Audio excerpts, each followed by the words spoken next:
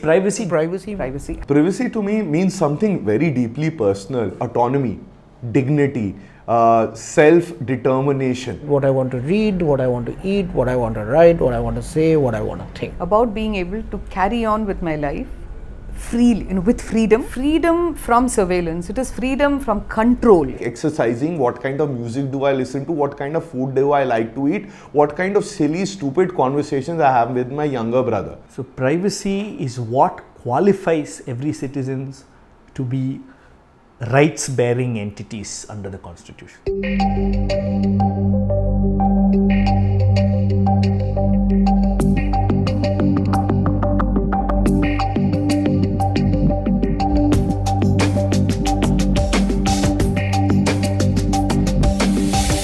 So what really is the big deal with privacy? And what's this Supreme Court judgment on the right to privacy all about? Puttaswamy judgment is certainly a right to privacy judgment, but it's also a liberty judgment. It's a dignity judgment. And it explains how every person in this country has a right to be who they are. And it also explains how the state cannot control who you are. Now this first year anniversary is very important for us. It re-emphasizes how privacy as a value has grown, how awareness around it has become much more mainstream, and as a fundamental right it does become and appear stronger in terms of a legal standard which has to be satisfied not only by government but even by private corporations which gather increasing amounts of our data today. Oh, so the privacy judgment is a real game changer, right? As in, I think that the judgment has been hugely important in bringing questions of privacy front and center into the public discourse. But legally, I think that it doesn't make as much of a difference, given the fact that I think Article 21 of the Constitution, which is our right to personal liberty, protects the values of privacy anyway. But currently I haven't seen how that's going to play out in different fact situations. Wait a minute. So if it is not that big a deal, why did the government argue against a fundamental right to privacy before the Supreme Court? It's important to remember that the Puttaswamy judgment didn't come in a vacuum.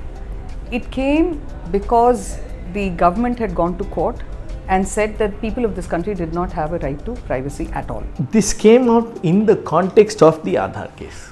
Right? So in the Aadhaar case, for reasons best known to the government decided to contest an established jurisprudence of nearly 40 years of privacy that existed as a fundamental right in India.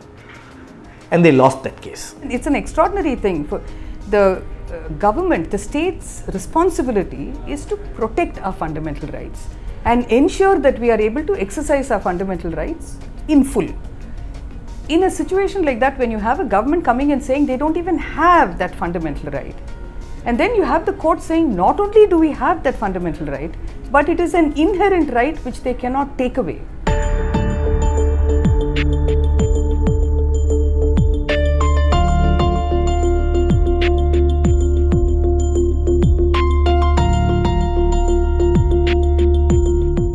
What I argued in court is that not that there is no general right to privacy, but that no general right to privacy should be read in because the values that privacy protects are already protected in the Constitution. So let's get that clear, that it's not that I argued against privacy. I argued it on the basis of the fact that it's already there, and so the law need not create what is a legalistic redundancy. So whether privacy is a fundamental right or not makes no difference at all? Of course it does. Let's have a look at this. Now privacy has become a very, very strong right when it becomes called a fundamental right as opposed to a common law right, a statutory right, or any other form or species of right by itself. That's why this was important, and that's why the government was fighting it. Fundamental rights stand on a much higher footing.